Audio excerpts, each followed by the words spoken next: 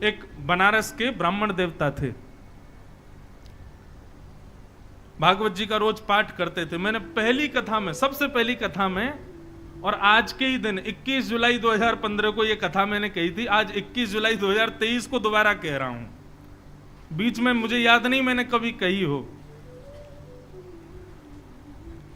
पहली कथा का मुझे एक एक क्षण याद है, और मुझे देखो ये भी याद है कि ये कथा मैंने 21 जुलाई 2015 को ही कही थी। तो एक ब्राह्मण देवता थे। यहां पर सहनशीलता का भी दर्शन होगा और श्रोहिदः सर्वदेही नाम, सबका भला हो, इसका भी दर्शन होगा इस कथा में। तो एक ब्राह्मण थे, वो भागवत जी का रोज पाठ करते थे। घर वालों ने उनका व्यापार चालू करवा दिया, वो भी ठप हो गया। उनको नौकरी में लगा दिया, वहां से भी छोड़ छाड़ के आ गए। क्यों? उनको संसार की किसी भी क्रिया में आनंद आता है, वो केवल भागवत ही पढ़ते रहते थे। बस भागवत करवा लो, कितनी हो सके भागवत पढ़वा लो, भागवत का पाठ करवा लो। इतने इतने रसिक हो गए थे भागवत के। तो किसी पड़ोसी ने आकर के कान भर दिए, बोले इसका ब्याह करा दो, पत्नी आएगी, अकल ठिकाने आ जाएगी। ब्याह दो ही स्थितियों में ही होता है, या तो लड़का योग्य बन जाए तो सब पीछे पड़ जाते हैं इसका ब्याह कराओ, और या बिल्कुल ही अयोग्य हो तब सब पीछे पड़ जाते हैं इसका ब्याह कराओ, पत्नी आएगी, अकल ठिकाने। सहमत है कि नहीं बात से? तीसरा कोई उपाय हो तो मैंने अनुभव किया नहीं, ये दो मेरे अनुभव के हैं इसलिए बता रहा हूं। या तो बालक योग्य हो जाए तो पीछे पड़ जाएंगे इसका ब्याह कराओ, और या बिल्कुल ही अयोग्य हो तब पीछे पड़ेंगे इसका ब्याह कराओ, पत्नी आएगी, इसकी अकल ठिकाने आ जाएगी। तो ठीक वैसे ही वो ब्राह्मण देवता पूरे दिन पाठ करते थे। पड़ोसियों ने आकर के घर वालों का इसका ब्याह करा दो, पत्नी आएगी, अपने आप पत्नी को प्रसन्न करने के लिए, बालकों को सुख सुविधा के लिए कर्म करना पड़ेगा, फिर तो करेगा कहीं व्यापार। ब्याह हो गया, लेकिन ब्याह के बाद भी उनकी स्थिति बदली नहीं। वो भागवत जी पढ़ते रहते थे, भागवत जी का पाठ करते रहते थे। 2-4 साल तक पत्नी ने सहा। कुछ दिन कहा, पत्नी ने कहा ये तो मानेंगे नहीं, अब घर चलाने के लिए कुछ तो करना, तो मैं ही करती हूं। तो 2-4 घरों में जाके रोटी बनाती थी, उनकी पत्नी ये काम करती थी। पूरे दिन बेचारी लगी रहती, रात्रि में आकर के घर में बैठती, भोजन बनाती, दोनों पति पत्नी पाते। 2 बालक भी हो गए, उनको भी विद्यालय में फीस वीस देना, जो भी करना सब पत्नी करती थी।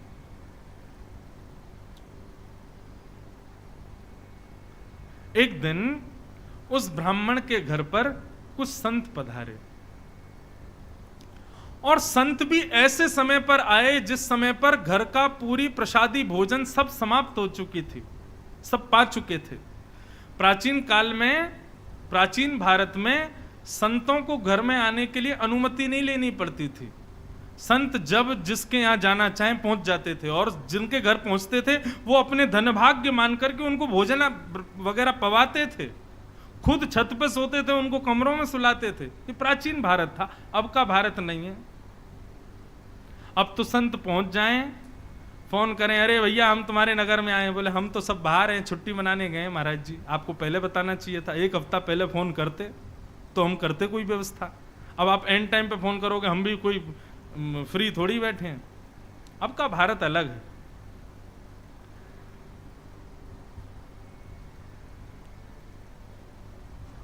संत आ गए, और संत आकर के सीधे आसन पर बैठ गए। बोले बिटिया लाओ कुछ प्रसादी पवाओ।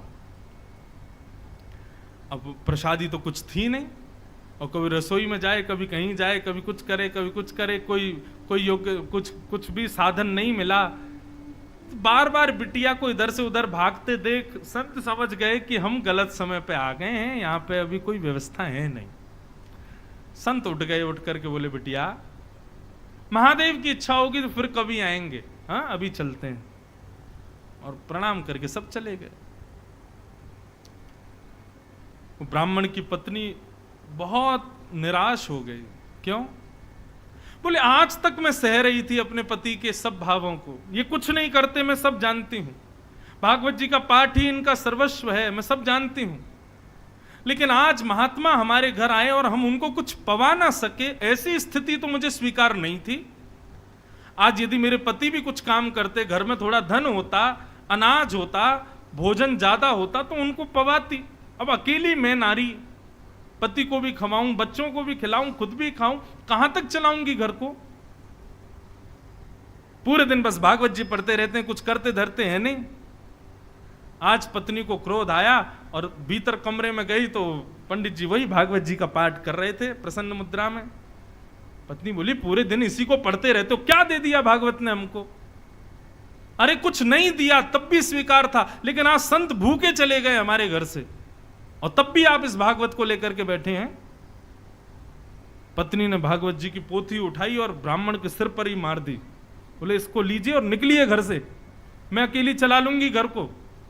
यही भागवत तुम्हारा सर्वस्व, तो इनके साथ अकेले कहीं और रहो, यहां लौट करके मत आना जब तक मन में भाव ना आ जाए कि मुझे कुछ करना है। ब्राह्मण देवता अपनी भागवत जी को, उसके पन्ने बिखर गए थे, सब समेट करके हृदय से लगा करके रोने लगे और मनी मन विचार करने लगे, हे नाथ, मेरी पत्नी को आप साधारण पृष्ठ के रूप में दिखाई देते हो, पन्ने के रूप में दिखाई देते हो, लेकिन मैं जानता हूं ना आप प्रत्यक्ष कृष्ण हो।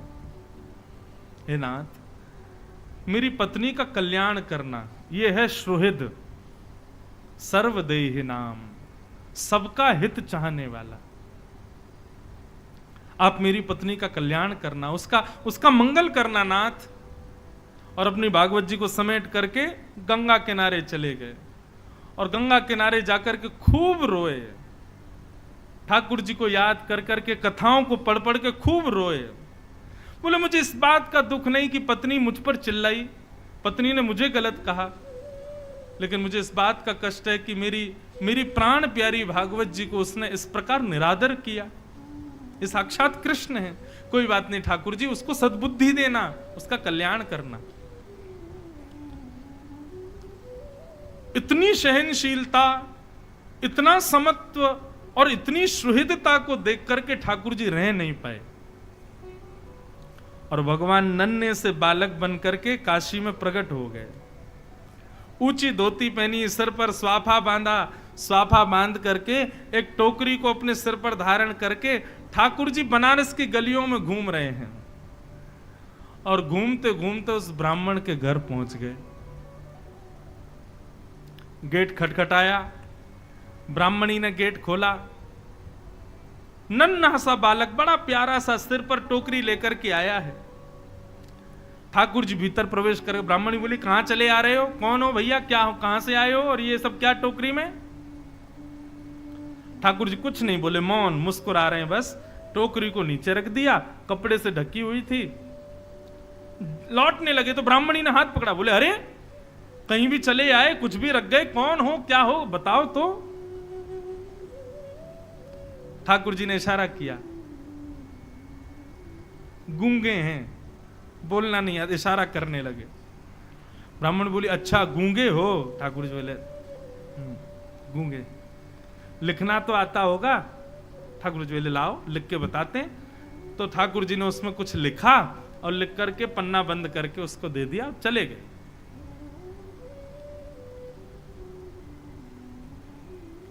ठाकुर जी ने क्या लिखा था कि आपके पति, जो भी उनका नाम, वे मेरे यहां मजदूरी करते हैं और आज से नहीं, बचपन से मेरी मजदूरी कर रहे हैं, लेकिन आज तक उन्होंने अपना वेतन मुझसे नहीं लिया है। आज तक उन्होंने अपना जो उनकी मजदूरी होनी चाहिए वो उन्होंने मुझसे ली नहीं है। लेकिन आज मुझे किसी ने आकर के बताया कि उनको धन की बहुत आवश्यकता है, तो बचपन से लेके आज तक उनकी जो मजदूरी थी वो मजदूरी में देने आया हूं। और ऐसा लिख करके और ठाकुर जी वहां से चले गए। बोले, मजदूरी?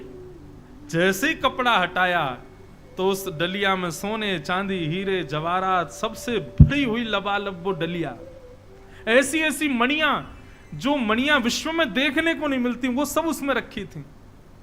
पत्नी मन में सोचने लगी, अरे मैं तो बेवजह गुस्सा हो रही थी, मेरे पति तो छुपा रुस्तम हैं, छुप छुप करके कहीं जाकर के मजदूरी करते थे, मुझे बताया भी नहीं। हो सकता है मैं घरों में रोटी बनाने जाती होंगी, उस समय चले जाते होंगे, और बताओ देखो मुझे बताया नहीं। आज इतना धन, अरे हम तो करोड़पति हो गए, हम तो खरबपति हो गए, मैंने भी बेवजह अपने पति पर गुस्सा किया। बालकों को भेज दिया, जाओ पिताजी जहां मिले उनको बुला लाओ। बालक गए तो पिताजी गंगा के किनारे बैठे रो रहे थे। पिताजी पिताजी, माँ ने आपको घर बुलाया है, चलो। बालक चले गए, उन्होंने भागवत जी की पोथी को हृदय से लगाया, रोते हुए घर आ रहे थे और बार बार प्रार्थना कर रहे थे, हे नाथ कृपा करना मेरी पत्नी की बुद्धि सुधरे। जैसे ही अपनी गली के घर की गली में आए तो अपने घर को पहचान ही नहीं पाए। क्यों? आज तो घर का स्वरूप ही बदल गया। दिए जल रहे हैं, द्वार पर बढ़िया सुंदर रंगोली बनी हुई है, सुंदर पुष्पों से घर के द्वार को सजाया हुआ है। ब्राह्मण बोले ये मेरा ही घर है। सुबह तक तो ऐसा लग रहा था तेजहीन, और अभी ऐसा लग रहा है मानो सारे देवता ही मेरे घर में आ गए हों। ये क्या स्थिति हुई? चंद घंटों में सब बदल गया। ब्राह्मण ने जैसे ही भीतर प्रवेश किया, पत्नी ने आकर के थाल से आरती उतारी, जय हो, नए नए वस्त्र पहने हैं। ब्राह्मण को समझ नहीं आया, बोले ये सब क्या हुआ देवी? सुबह तो तुम बड़ी नाराज थी, हैं? सुबह तो हमारी पोती हमारे सिर पे मार दी, भगा दिया घर से, और हमारी आरती उतार रही हो, ये सब क्या हुआ? ब्राह्मणी बोली आपकी चोरी पकड़ी गई। बोले मेरी चोरी? कौन सी? आप अपने आप को दिखाते हैं कि आप कुछ करते नहीं हो, लेकिन आपने बचपन से मजदूरी की है। आप आज आपका मालिक आया था आपकी मजदूरी देने के लिए। ब्राह्मण बोले मेरा मालिक? कौन सी मजदूरी भैया? बोले हाँ, गूंगा मालिक आया था, आपको बोलना नहीं आता उसको, गूंगा है ना वो। ठाकुर जी ब्राह्मण देवता बोले गूंगा मालिक? कैसा मालिक है भैया? क्या मजदूरी देके गया? कक्ष खोल करके दिखाया तो डलिया रखी थी, सोने चांदी हीरे जवाहरात सब उसमें रखे थे। बोले देवी मेरा कोई मालिक नहीं है, ये मेरी कोई मजदूरी नहीं, मैं कुछ नहीं करता, मैं तो केवल भागवत अध्ययन करता हूं। बोले आपका मालिक आया था, गूंगा मालिक, और वो बता करके गया कि आपने मजदूर। तुमको कैसे पता? वो तो गूंगा था, बोलना जानता, तुमको कैसे पता? बोले ये पर्चा दिया। जैसे ही पर्चा खोल करके देखा तो सारे शब्द उस पर्चे में घूमने लगे, और तभी उस पर्चे पर ही त्रिभंग लली श्याम सुंदर की आकृति प्रकट हो गई। ब्राह्मण देवता रोने लगे और रो करके अपनी पत्नी के चरणों में प्रणाम किया और कहा, हे देवी, ये कोई सामान्य व्यक्ति नहीं थे, सामान्य मालिक नहीं थे, पूरे विश्व के जगत नियंता, जगदाधार, जगदीश्वर थे। मैंने बचपन से आज तक भागवत का पाठ कभी अपने सुख के लिए नहीं किया, केवल उनके लिए किया। इसीलिए जगत मजूरी देत है, क्यों राखे भगवान। जग को सब मजदूरी देते हैं, मेरी मजदूरी देने आज श्याम सुंदर आए थे, वही आकर के सब दे करके गए। तो सहनशीलता और सबका भला चाहना, सुहृदः सर्वदेही नाम, ये गुण हैं। सहनशीलता, दया, सबका भला चाहना, और चौथा गुण क्या बताया गया? अजात शत्रवः, किसी से भी शत्रुता ना करना। और पांचवा गुण बताया गया शांता। ये पंच गुण जिसमें दिखाई दें मां, उसका संग करना प्रारंभ कर दीजिए। ये पंच गुण जिसके अंदर हो उसका संग करो, उसका संग आपको सुधारेगा।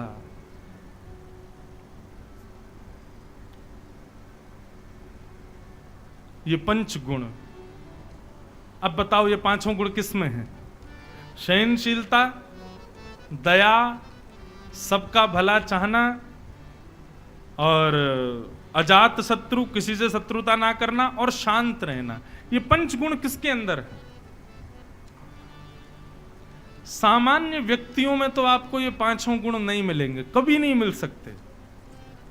परंतु ये पांचों गुण यदि हमसे पूछो तो किसमें है? गौ माता, गाय में है। गाय में ये पांचों गुण है। गाय सहनशील भी है, गाय दया भी करती है, गाय सबका हित भी चाहती है, गाय किसी से शत्रुता नहीं मानती, और गाय शांत रहती है, मौन। और दूसरा ये पांचों गुण किसमें है? वृक्षों। इसलिए वैष्णव सबसे ज्यादा गौ सेवा और वृक्ष सेवा। कहीं भी भजन करना होगा, वृक्ष के नीचे बैठेंगे, भगवान भी वृक्ष के नीचे बैठेंगे, गौ की सेवा करेंगे। क्यों? क्योंकि ये पंच गुण, इन पांचों गुणों से युक्त ये दो ही हैं पृथ्वी पर। लेकिन बंधुओं, ये पांचों गुण किसी में नहीं मिलते, तो अपने अंदर लाने का प्रयास करो, धीरे धीरे अपने भीतर लाओ। ये पंच लक्षणों से युक्त जो हो मैया, उसका संग करना प्रारंभ कर दो। उसके संग से आपका जीवन अपने आप धीरे धीरे सुधर जाएगा। इस प्रकार भगवान पंच लक्षणों का गुण बताते हुए मैया को उपदेश दे रहे हैं।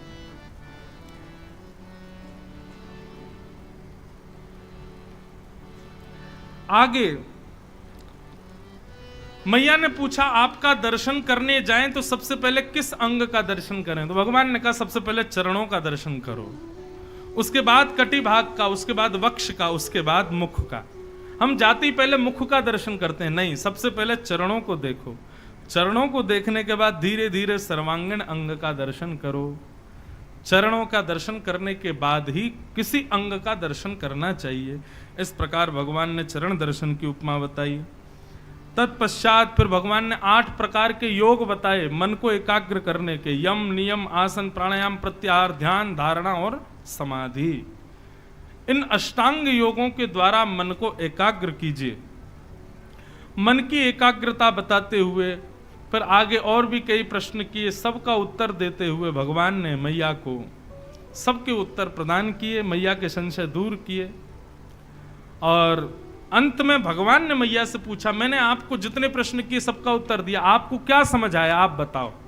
तब मां ने कहा, अहो वतस्वपचो तो गरीयान यज्जिह्वाग्रे वर्तते नाम तुभ्यम ते पुस्तपस्ते जुहुवु शुष्णिरार्या ब्रह्मानुचूर्णाम गृणन्ति ये ते।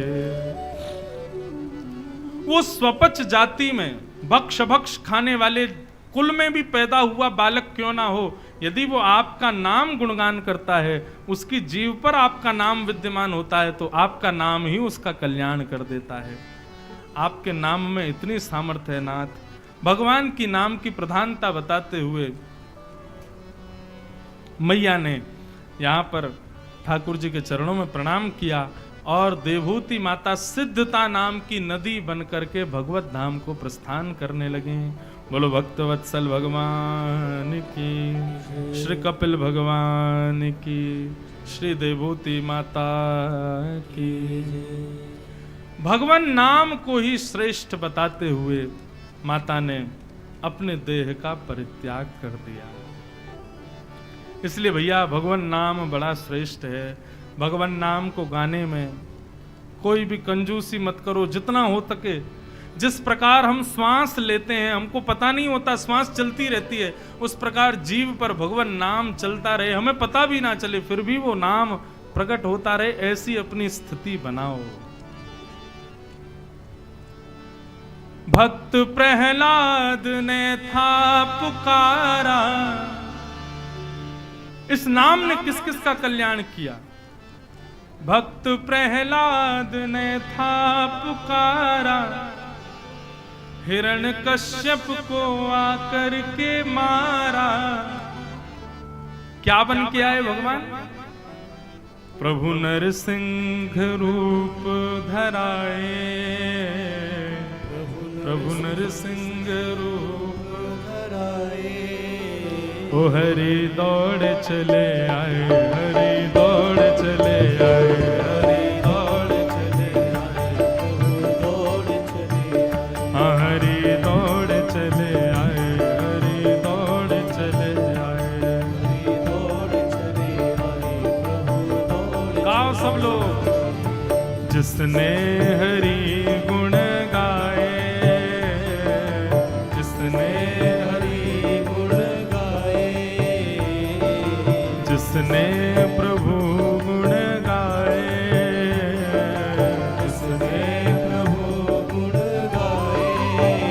ओ हरि दौड़ चले आए, हरि दौड़ चले आए, हरि दौड़ चले आए, हरि दौड़ चले आए। हाँ हरि दौड़ चले आए, प्रभु दौड़ चले आए, दौड़ चले आए, प्रभु दौड़ श्री राधा रमण लाल की। करताल बजा के गाओ।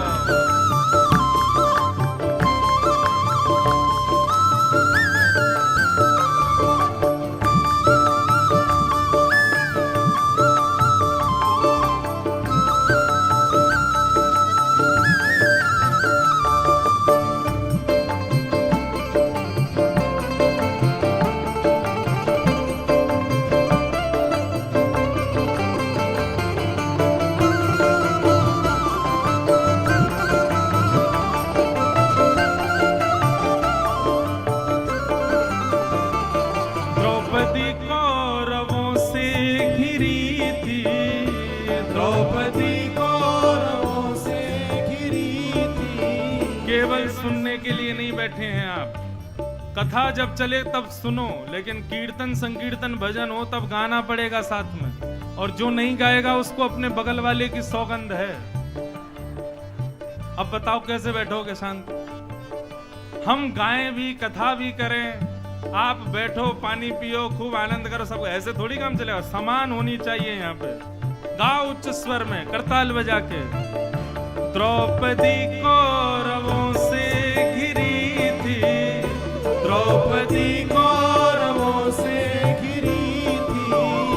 द्रौपदी कौरवों से घिरी थी, द्रौपदी कौरवों से घिरी थी। ओ मुरली वाले से विनती करी थी, मुरली वाले से विनती करी थी।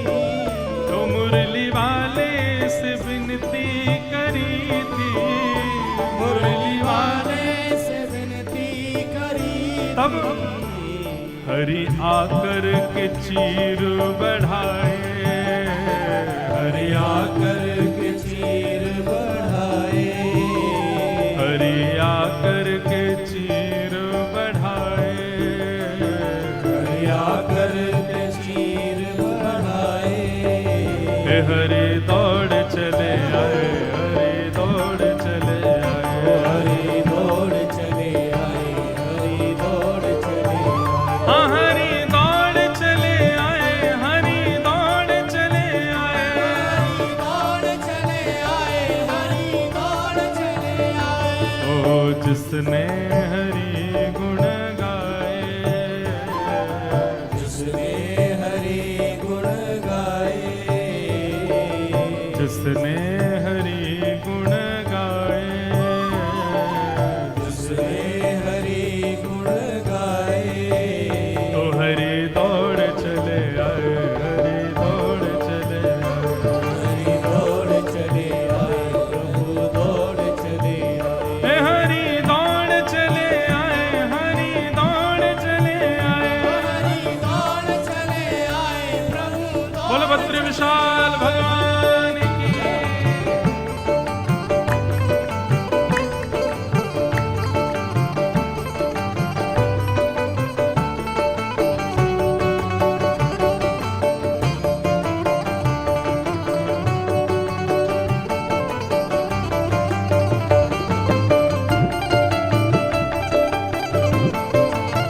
भक्त वत्सल भगवान की।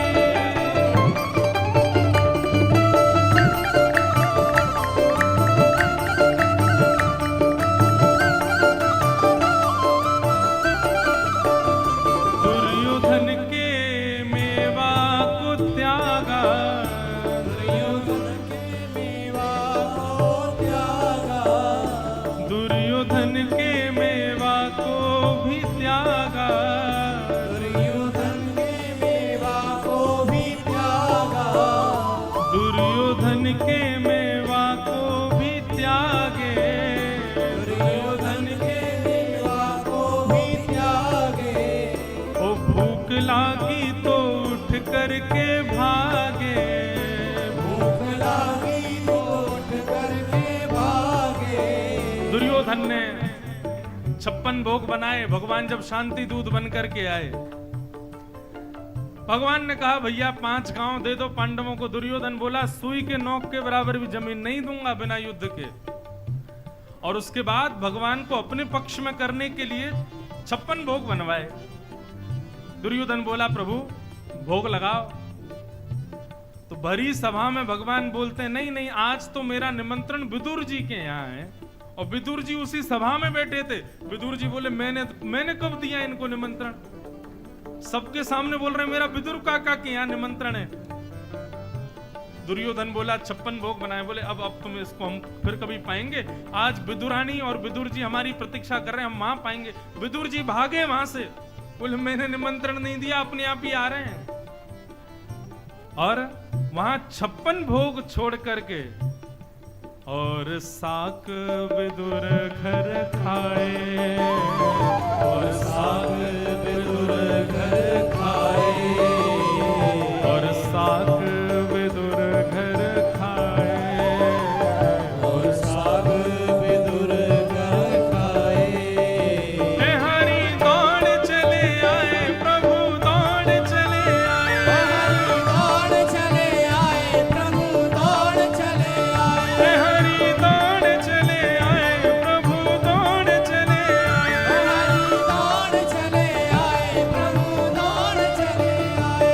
ओ जिसने हरि गुण गाए, जिसने हरि गुण गाए, जिसने हरि गुण गाए, जिसने हरि गुण गाए। ओ हरि दौड़ चले आए, हरि दौड़ चले आए, दौड़ चले आए, हरि दौड़ चले आए। हाँ प्रभु दौड़ चले आए, प्रभु दौड़ चले आए, प्रभु दौड़ चले आए, प्रभु दौड़ चले आए। हाँ हाँ हरि दौड़ चले आए, प्रभु दौड़ चले आए, हरि दौड़ चले आए, प्रभु दौड़ चले आए। हे हरि दौड़ चले आए, हरि दौड़ चले आए। दौड़ चले आए। बोलो भक्तवत्सल भगवान।